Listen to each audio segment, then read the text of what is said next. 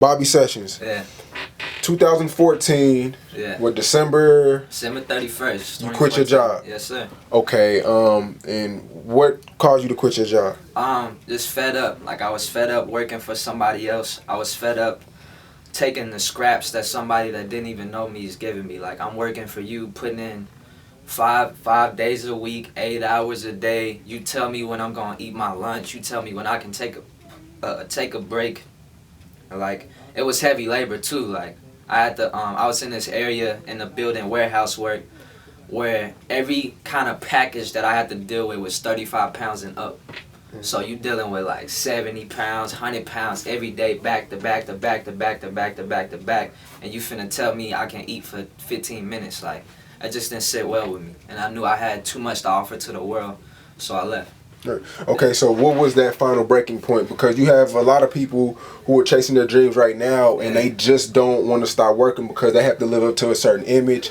They have to get the new Jordans that are coming out next week. They have to upgrade. They have to pay their cell phone bill. Yeah, real talk. You know, Instagram is heavy right now, so everybody has to be the flyest they can be and flex. What was the breaking point for you?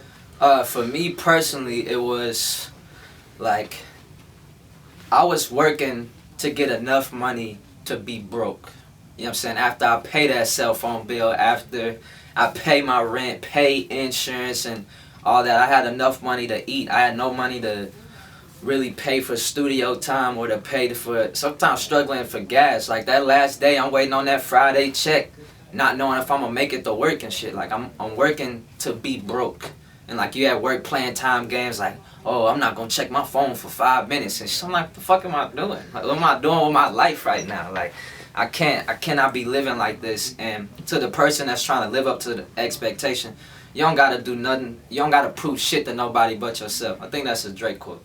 It might be. But yeah, you don't gotta prove shit to nobody but yourself. Like, if your mom wants you to be a doctor, like, your mom had her shot to be a doctor. Actually, if she ain't dead, she could still be a doctor. She was really about that life. And for me, I can't live for nobody else other than Bobby. You know what I'm saying? And like, when I realized that, and not just in the mind, but in my core, like in my spirit, like, I only gotta prove something to myself.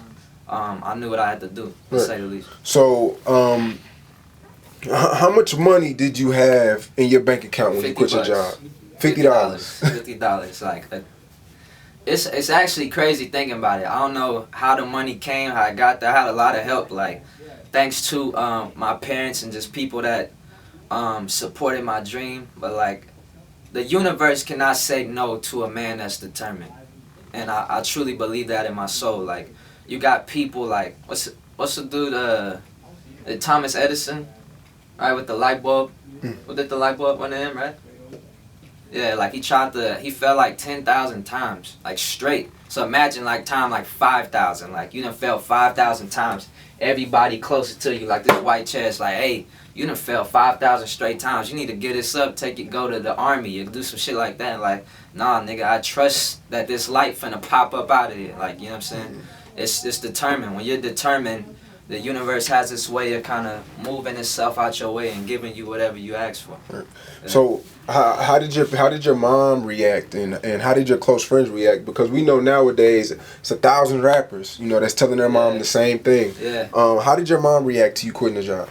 She was nervous, like any mom is supposed to be, you know, because she seen me as a, you know, from the jump, literally, like the beginning of my creation or existence rather.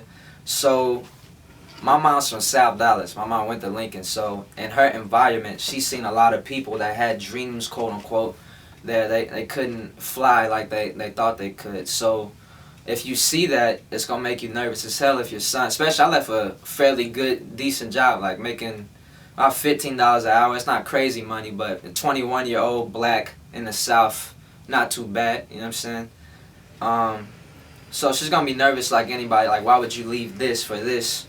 And I explained to her, like, if I know I can die tomorrow, I could die right now. Something could happen. This building can fall in on this interview right now. We just gone, just dead for no reason. Right. So why would I spend a second of my life doing something that I don't want to do? So whether that makes me a rapper where I'm living in the Hamptons or living under a bridge, I'm gonna live with the consequences. Right. What have the feeling been like since you quit your job?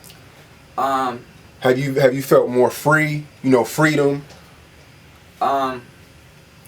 It's stressful and empowering at the same time. Like, I go to sleep when I want, wake up when I want, do what I want to do, however I want to do it.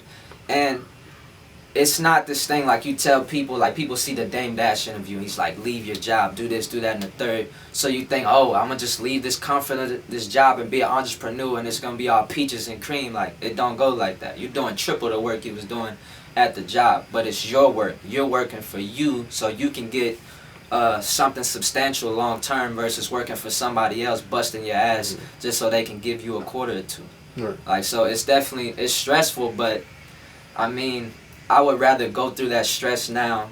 Like, for me personally, I'm more scared of living with the regret that I didn't go after what I'm looking up, blink my eye. Like, I remember being 7, like it was yesterday. I remember being 6. I remember being 18. Now I'm 23. I'm gonna blink my eyes 3 times and I'm 44. You know what I'm saying? Right. So since I know that, I can't imagine being 44. I can't move around like I used to. I'm like, damn, I wish I would have. Like, I ain't trying to say I wish shit unless I'm looking at a birthday cake. Right, now we live in the internet era. Twitter's real heavy. Yeah. Instagram's real heavy. You spoke on having parent support. Yeah. A lot of people on Instagram and Twitter feel as though they look down on people with parent support and I got it from the mud. Yeah. But you speak on getting support and you cherish that well. Speak on, parent support, friends, your girl, all that. First off, my girl, if you don't got a ride or die chick, you are fucking losing. Period. Like, period. If you don't got somebody in your corner that's just with you, like you out here trying to chase the chick that got 1,000 likes on Instagram, she don't give a fuck about you. Every time you say she look good as fuck, it's 999 other dudes saying that same shit, and she looking at y'all to see something you say on Twitter about screenshotting your bank account. Whoever got the highest bank account screenshot, that's the one she going with. Why are you wasting time with that person? Like, I've been with the same chick, it'll be 5 years this year, and like, I wouldn't be shit without my girl, like, for real. And my parents, like, my mom and my dad, they both believe in me. And I realized that's a crazy advantage because growing up, I realized I was a minority if I said I had both my biological mother and father. Like, nobody, and like, damn, what? Like, no stepdad, no, your dad ain't in prison, your dad ain't killed, your mama ain't on crack. Like, nah, they're perfectly normal. They work the same job. They've been married 23 years. Like, I went on and off. Like, I saw a level of consistency in my household from the jump. Like, I saw my dad every single day, every day. And why do you think people on Twitter, they kind of downplay the parent support, or he still lives with his, or they paying that? Why do you think people on Twitter downplay that? Because they are not fortunate enough to get it. It's like straight up, like, like, if your parents offer you some money to help out your dream, like, it's not like my parents are giving me some money to buy some Gucci. Like, my parents are funding my dream. They believe in what I'm doing. They believe in my message. Like, my mom be bumping my music hard than a motherfucker. My dad too. So it's like they believe in my dream. So it's like an investment for them. Like, they believe in what I'm doing. They believe I can manifest everything I see in my mind. So I think those people talking down on that, they got this illusion that you can do things by yourself. Like, as great as Michael Jordan is, I never saw him win a championship where it wasn't 4 other people wearing the same jersey on the court at the same time with him. Right. You know what I'm saying? Like, you gotta have people. You need teams. Teams win. And in my case, the people that share a jersey with me is my mother, my father, my girl, and God. Right. Now, there are artists who work half-time and will work full-time, and then, when they get off work, they write in the booth. Yeah. What message do you have to artists that, work in that schedule? Well, I did it myself. Like, I would work 8 hours a day. Like, I work from 9 to 5. Sit in traffic for an hour. My car got no fucking AC in it. So we're talking Texas heat. Like, the whole summer, no AC. It's 100, 105. So in the car, you got a car that's been sitting in the heat for 8 hours. So it feel like 110 when you in there. Now I go in the studio 8 hours. Go home 3, 4 in the morning. Go back to work. Do it again. And it was cool, but it was like, if I had 16 hours of my day that I could focus on this, how much better would I get? Like, how much determined would I be? Like, because everybody wants the bright lights, but nobody prepares for them. Like, I know I can't be, if someone gives me a call to say I got to perform at the Grammys tomorrow and I got a sound check in 3 hours, me working 8 hours messing with boxes is not gonna have me fully prepared for that situation. Be some artists who may question you at this interview and say, well, I don't have that support he had. The bills got to get paid. I got to pay that rent. Yeah. What would you say to them? I would say to them, you're on your own timeline. So it's not like you look at this interview and then the next thing you do is put in your 2 weeks notice tomorrow. You know what I'm saying? You don't have to do that, but you gotta set goals for yourself. People are like, oh, I got my goals in my mind. You need to write them hoes down. You have a vision board. Like, I literally put a board up and I list every goal I want. What do I want tomorrow? What do I want in 6 months? What do I want in 12 months? What do I want in 18 months? 10 years, 5 years. And the person you see yourself being 20 years from now, why not be that person today? Right. Like, instead of waiting. Right. Now, a lot of people were scared to quit their job. You speak a lot on faith and, Yeah. and religion. Yeah. How big did that play a part in you quitting your job? Faith played, it was,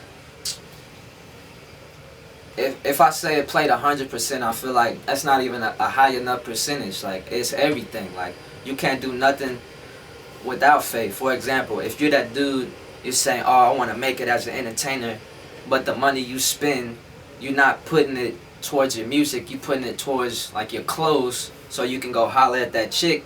No matter what clothes you got on, if you don't got faith that you can pull that chick before you walk up, you're not gonna do it. Like, you gotta envision that she fucking with you from the jump before you even walk over there. You know what I'm saying? If you're going to get a job interview, you can't be walking in an interview like, oh, I hope I get this job. I wish I can get this job. You gotta, your swag gotta be 100. He gotta see, hey, this is a person I want to hire for my company. Well, it's the same thing. I treat the universe and my surroundings the same way.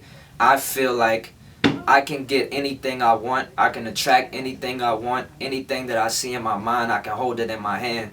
So it didn't matter that I had $50 when I left my job. It didn't matter that I didn't know I was gonna pay my rent, pay my phone bill, put gas in my car, do anything. I knew it was gonna work out. If that person that's having that talk with their mom or their father or their homies or whoever, and they say, oh, I can be as big as Kendrick, I can be as big as Cole, I can be as big as Kanye. Like, you have to envision yourself in that room. Like, when I say that, I imagine Kendrick being right here and we just talking. Like, I imagine J. Cole being here and we're just talking. Like, I envision those things as if they're right here. So if I know for a fact that those things are gonna happen, then I know my story gonna turn out the way it need to go. And I know that God will let me meet the right people at the right time, and I have the right energy at the right time, and that energy is gonna attract good things, good people, and good opportunities for me, not only to make some money, but to manifest any dream I see.